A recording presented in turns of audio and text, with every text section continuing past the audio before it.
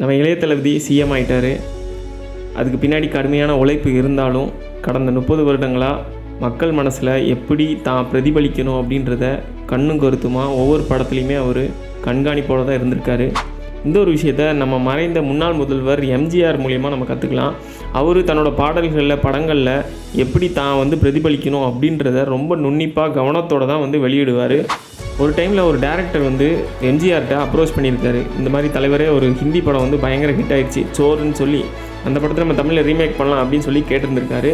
அந்த படத்தோட கதையெல்லாம் கேட்டுட்டு கடைசியில் வேணான்னு சொல்லிட்டான். ஏன் தலைவரே வேணான்னு சொல்கிறீங்க அப்படின்னு கேட்டப்ப, இந்த படத்தோட டைட்டில் நீ தமிழில் திருடன்னு சொல்கிற, என்னோடய ஃபோட்டோ ஒட்டி கீழே திருடன் நீ போஸ்டரில் ஒட்டுவேன், அப்போ என்னோடய ஃபோட்டோ கீழே திருடன் இருக்கிறதுனால மக்கள் என்னைய திருடன் நினைப்பாங்க, அதுதான் ஆள் மனசில் பதியும் அப்படின்றத அவர் சொல்லி காட்டினார். ஸோ அதுக்கப்புறம் அந்த படத்தோட டைட்டில் திருடாதேன்னு மாற்றினாங்க. அந்த படம் பயங்கரமாக ஹிட் ஆனிச்சு. ஸோ இதே மாதிரி தான் விஜய் தன்னோட பாடல்களில் படத்தோட சீன்ஸில் தான் எப்படி பிரதிபலிக்கணும் அப்படின்றத நுண்ணிப்பாக கவனித்து படங்களில் தீர்மானிச்சிருந்திருக்காரு.